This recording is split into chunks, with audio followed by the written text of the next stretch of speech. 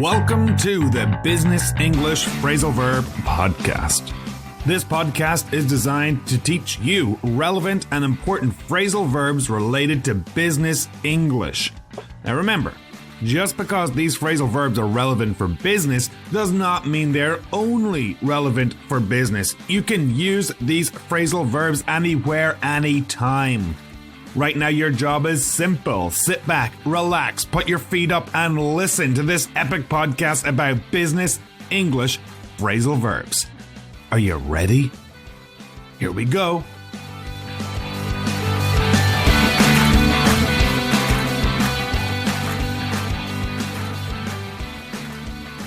Good morning.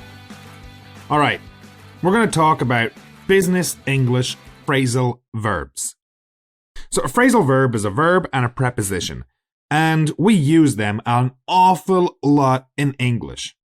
We use them in formal and informal situations, and the thing about phrasal verbs is that every single phrasal verb has more than one meaning. So today, we're going to look at 5 different phrasal verbs, and we're going to look at them and discuss them in the context of business English.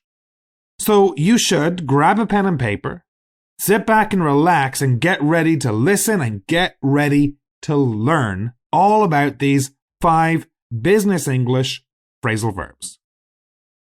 So the way this podcast is going to work, I'm going to start off by just reading 5 different sentences for you, and your job is to try and identify the phrasal verbs.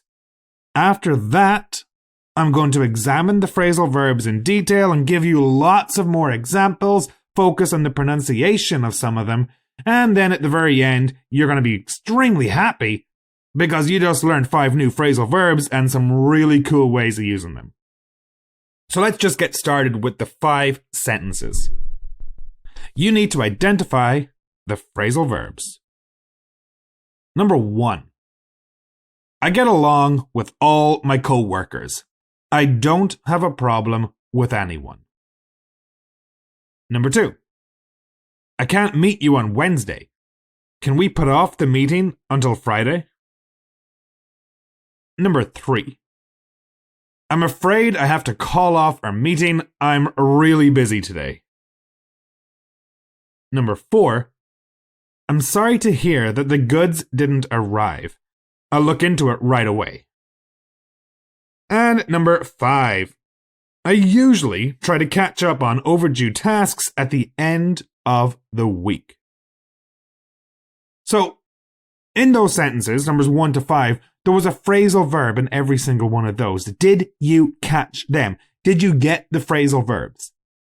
If not, you should go back and listen again and try to identify, try to catch the 5 phrasal verbs.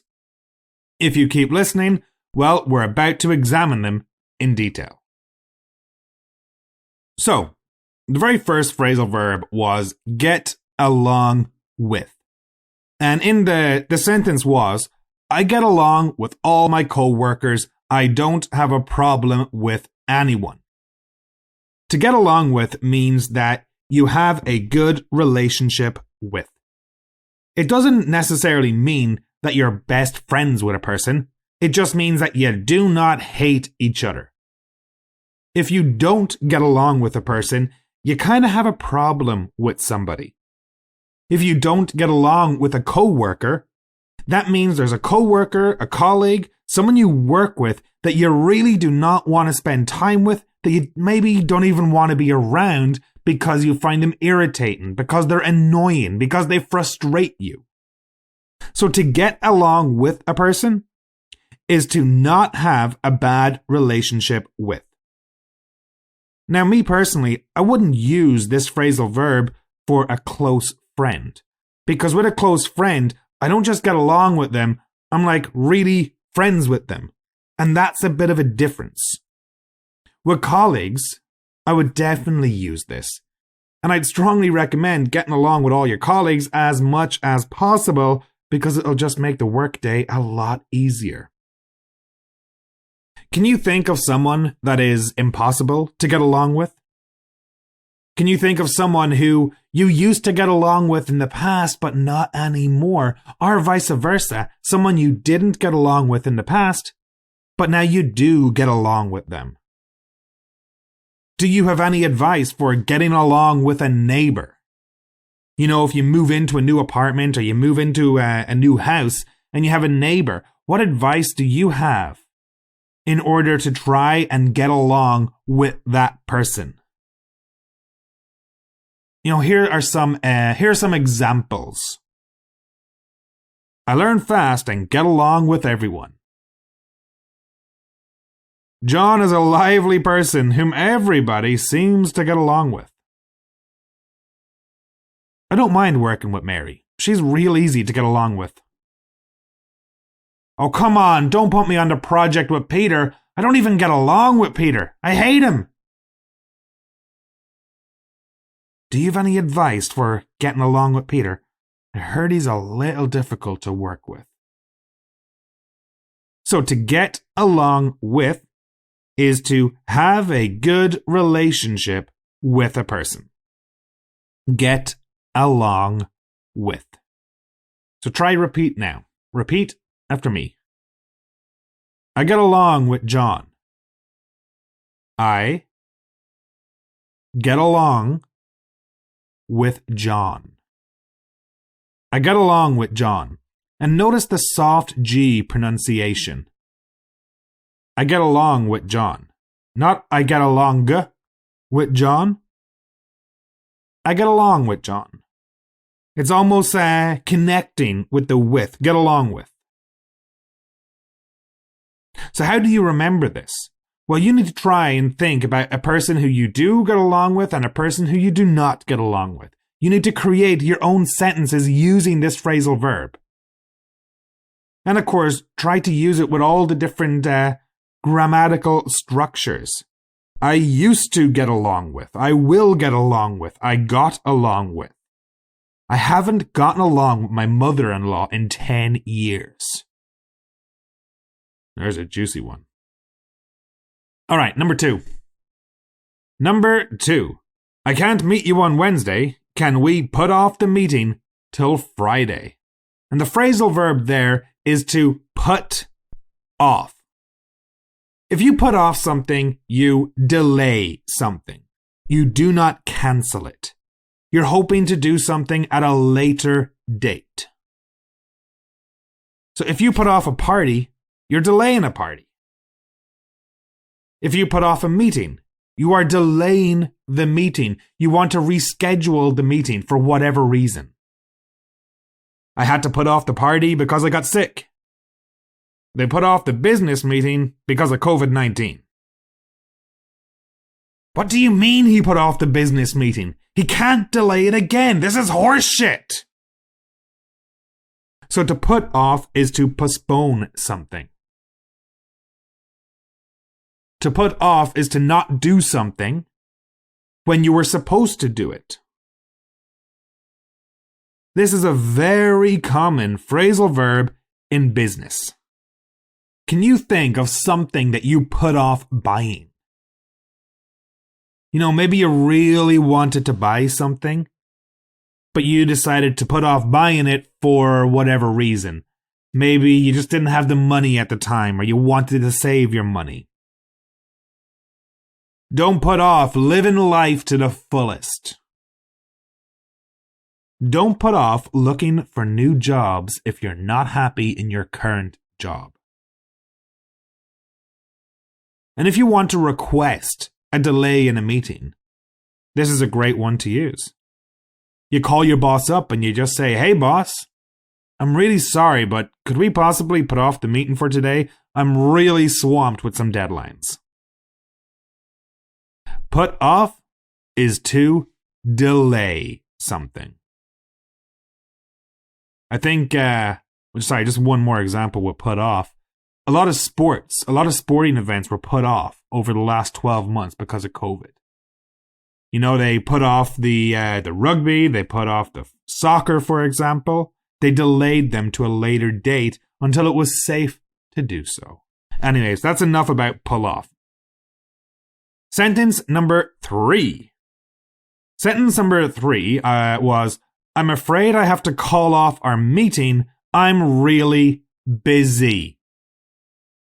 To call off is different to put off. To call off means to cancel something 100%. So we use put off for a delay, but we use call off for something that is 100% not happening. So can you think of a reason why you might call off a party? Can you think of a reason why a sporting event might be called off? The obvious answer to why something will be called off is probably COVID-19. But let's imagine a world without COVID-19. Can you generate some good reasons why something would be called off? Why would a person call off a wedding? Why would a person call off a birthday party? Why would a person call off a business meeting? So to call off is to decide that a planned event will not happen. Now, the difference between call off and put off. As I said earlier, put off is to delay. Call off is to cancel. If you call something off, you're not sure if you're going to reschedule it. You might reschedule it, but it's not confirmed. If something is put off, it is confirmed that it will be rescheduled. So, last year in Ireland, they called off the Leaving Cert examinations. The Leaving Cert examinations are like state exams that students in their final year of school do before going to university. They called off those exams 100%. They did not put them off. They called them off. They did not happen. This year, well, they're not entirely sure what they're going to do. They talked about putting them off until June or even July. And even right now, we're not 100% sure what will happen. I recorded this podcast on March 17th, which is St. Patrick's Day. Now, usually on St. Patrick's Day, we have a giant parade in the street. Everyone goes out to party. We go to bars. We visit each other's houses. We have a great, fun time. But of course, this year, we didn't put off the celebrations. We called off the celebrations. We 100% cancelled the celebrations. They're just not happening. Fingers crossed they will happen next year. So overall, to call off is to cancel 100%, to not do something. And when we use this in the past tense, we go with the D sound. Called. Not called, not cult with a T, called. The D sound. A hard D sound. John called off the business meeting because he got food poisoning. Called. Called off. All right. The next phrasal verb that we were looking at, or the next sentence, was sentence number 4, which read, I'm sorry to hear that the goods didn't arrive. I'll look into it right away. So soon I'm going to be moving back to Canada. I need to look into flights. I need to look into my quarantine plan. I need to look into how to get food, to get essential supplies. I need to look into transport from the airport back to my apartment. Now, in this example here, number 4, I said, I'm sorry to hear the goods didn't arrive. I'll look into it right away. So this means that there's a problem at work, the goods not arriving. What are goods? Goods are products. Goods are something that you ordered. And if they didn't arrive, well, there's an issue. So what do you need to do? You need to investigate the issue. You need to figure out what the issue is. You need to figure out why the goods didn't arrive. You need to figure out where the goods currently are. You need to look into the problem. So look into is investigate. Look into is to examine something and come to your own conclusion. I said I need to look into flights. That means I need to sit down, go on my computer, and figure out when flights are going to Canada. How much they're going to cost. Are they direct? Or is there a transfer in between? Because right now, if you want to fly to Canada, you can't go via the USA from Europe. Only if you're an American citizen, you can enter the USA from Europe. So I need to look into flights that don't go via the United States of America. I need to look into how I'm going to get from the airport back to my apartment. Look into. So if there's a problem at work, you might bring it up with your manager with the hope that they will look into the problem. And of course, the past tense is looked with the T sound this time. Called has a D sound, but look. So I looked into has the T sound. So here's some more examples with look into. Sorry about the delay. I'll look into it right away. Right away. I'm looking into the different problems that have come up in the last month. The police are looking into the corruption at the bank. I heard my Congress representative is looking into the pipeline. To look into. So just listen now to the pronunciation of look into, and maybe you'd like to repeat some of these sentences. Sorry about the delay. I'll look into it right away. Sorry about the delay. I'll look into it right away. I'll look into it. I'll look into it right away. So I'll look. I'll look. I'll look into it. I will look into it.